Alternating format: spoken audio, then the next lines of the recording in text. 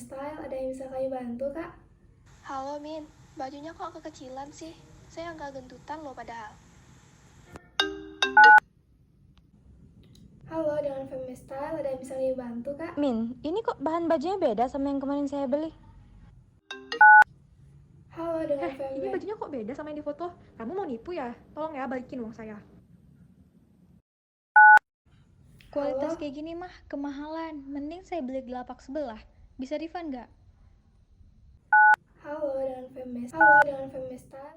Min, Halo Min. Min. Halo Min.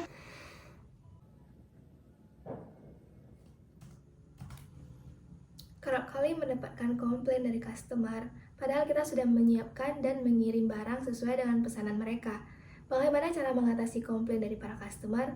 Di sini saya sebagai customer service akan membagikan tips bagaimana cara menghadapi komplain customer atau handling komplain. Tips yang pertama yaitu memberikan kenyamanan dan kepuasan. Bagaimana caranya? Yaitu dengan memberikan servis terbaik atau servis yang dapat memberikan kenyamanan bagi customer dan dapat memberikan kepuasan bagi customer. Yang sering kita kenal dengan sebutan 3A. Yang pertama, attitude, yang kedua, attention, dan yang ketiga, action. Attitude di sini adalah berperilaku ramah, sopan, dan sabar. Kita harus ramah saat melayani para customer, memberikan senyum terbaik, dan menyapa dengan baik seperti halo, selamat siang Bu. Halo, selamat pagi. Halo, ada yang bisa kami bantu? Dan yang kedua adalah attention, yaitu perhatian. Di saat kita melayani customer, kita harus benar-benar memberikan perhatian penuh kepada customer. Kita misalkan satu situasi ketika kita lagi sibuk dengan hal yang lain, misalnya lagi packing barang. Dan ada customer yang datang ke kita untuk menanyakan beberapa hal. Tapi karena kita nggak fokus, karena kita lagi sibuk packing barang, jadinya kita terkadang apa yang ditanyakan nggak nyambung jawabnya gitu. Jadi jika ada customer yang datang untuk menanyakan beberapa hal, maka pending dulu yang kita kerjakan tadi dan fokus menjawab pertanyaan dari customer. Dan yang ketiga adalah action, yaitu hal apa yang bisa kita bantu atau jika ada masalah yang terjadi di dalam proses pembelian, kita bisa memberikan solusi atau menanyakan hal apa yang bisa kita bantu untuk customer kita. Kemudian tips yang kedua adalah mengetahui rumus hadiah. Rumus hadiah itu ada 8. Yang pertama adalah mengucapkan terima kasih. Kenapa kita harus mengucapkan terima kasih padahal customer komplain kepada kita? Karena customer komplain langsung kepada kita. Itu adalah hal yang sangat baik. Karena jika mereka komplain dari mulut ke mulut atau memberikan rating yang buruk jika kita berjualan online, itu akan berdampak lebih buruk dan menjatuhkan rating toko kita. Jadi jika ada customer yang langsung komplain ke kita, maka itu merupakan hal yang baik dan kita harus berterima kasih. Kemudian yang kedua, setelah mengucapkan terima kasih, kita harus menjelaskan kepada customer bahwa kita menghargai komplainnya.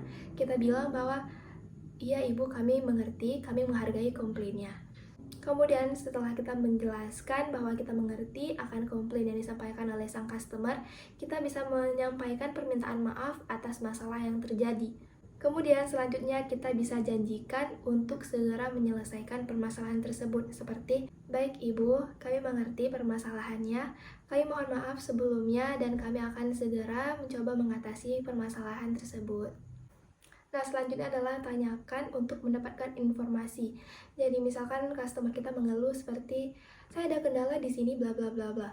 Nah, kita harus menanyakan, iya ibu, masalahnya di mana ya ibu? Seperti itu. Kita harus menanyakan hal-hal yang bisa membantu memecahkan masalah yang dihadapi oleh customer. Nah, selanjutnya adalah kita harus memperbaiki segera permasalahan yang terjadi.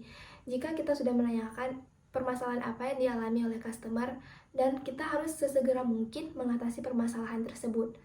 Poin selanjutnya adalah kita harus mengecek kepuasan customer.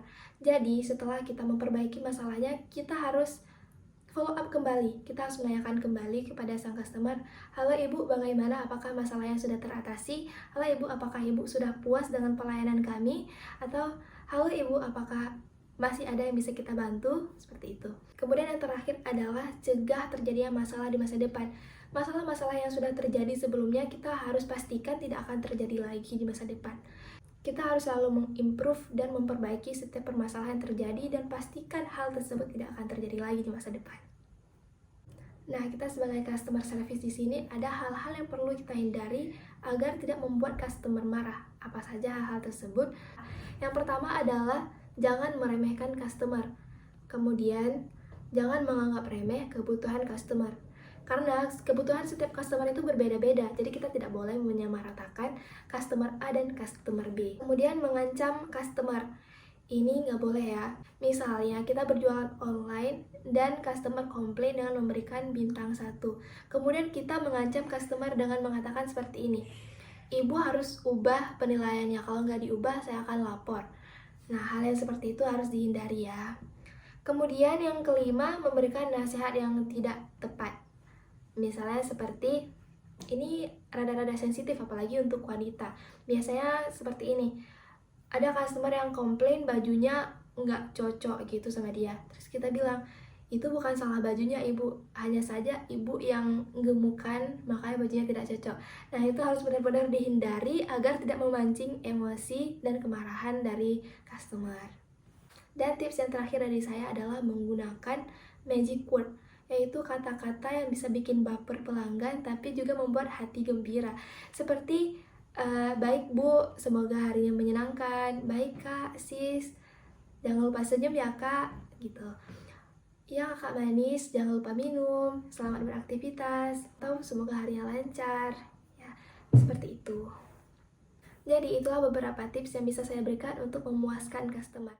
Setelah kita membahas bagaimana cara menghadapi komplain atau handling komplain, selanjutnya kita ada permasalahan yang lain, yaitu bagaimana menghadapi tipe-tipe customer. Jadi, customer itu unik.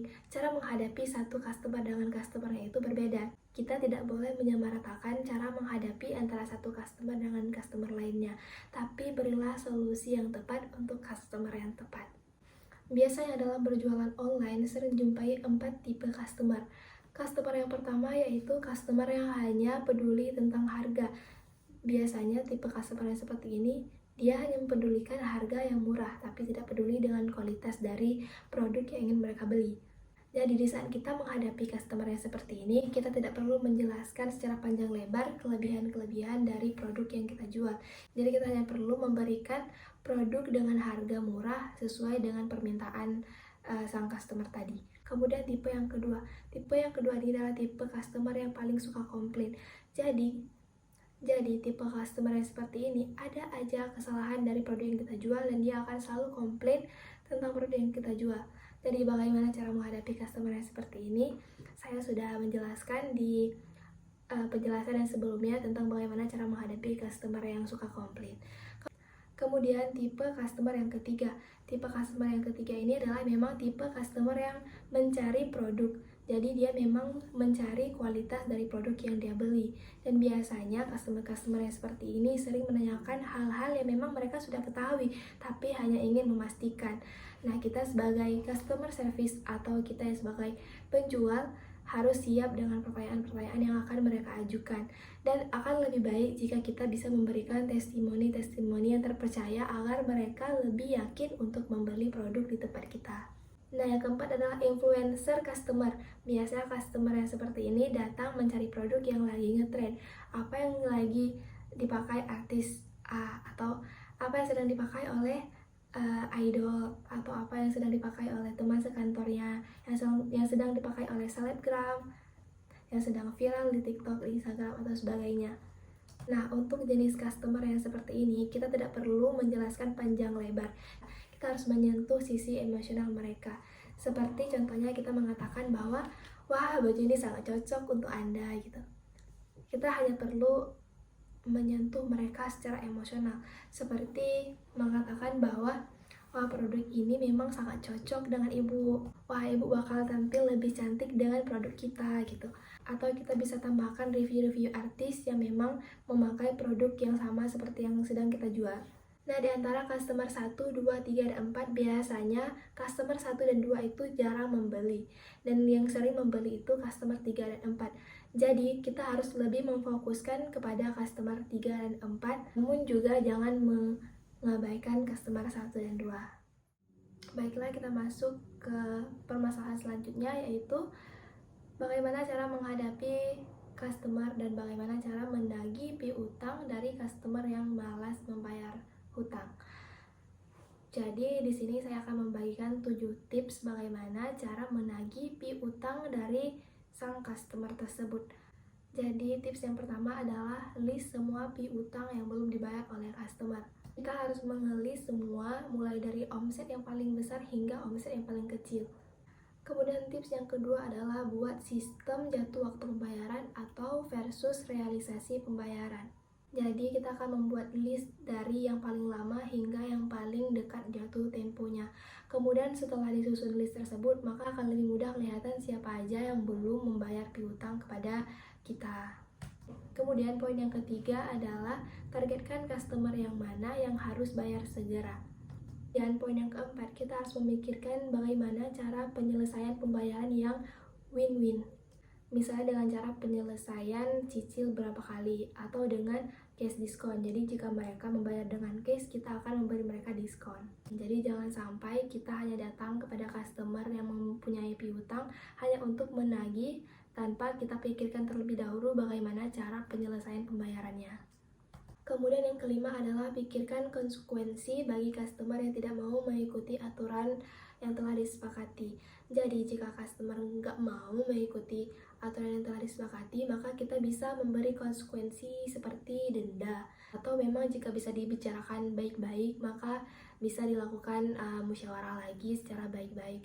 Atau kita juga bisa meminta jaminan berupa barang-barang berharga yang bisa kita gunakan agar si customer tersebut tidak lari dan akan membayar piutangnya di beberapa waktu yang akan datang. Kemudian permasalahan yang selanjutnya adalah bagaimana cara menghandle karyawan agar bekerja dengan benar.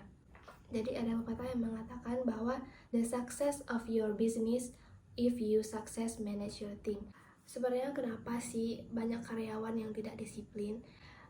Biasanya hal tersebut terjadi karena banyak karyawan yang tidak memahami kebijakan. Jadi biasanya kebijakan hanya seperti angin lalu saja. Mereka tidak mau memahami kebijakan-kebijakan yang memang telah ditetapkan oleh suatu instansi atau perusahaan.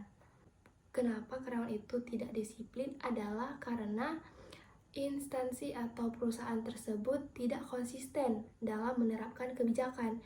Misalnya bagi karyawan yang telat datang ke kantor akan diberikan hukuman denda 50.000. Tetapi karena alasan tertentu, perusahaan memberikan keringanan jika karyawan tersebut memberikan alasan yang masuk akal.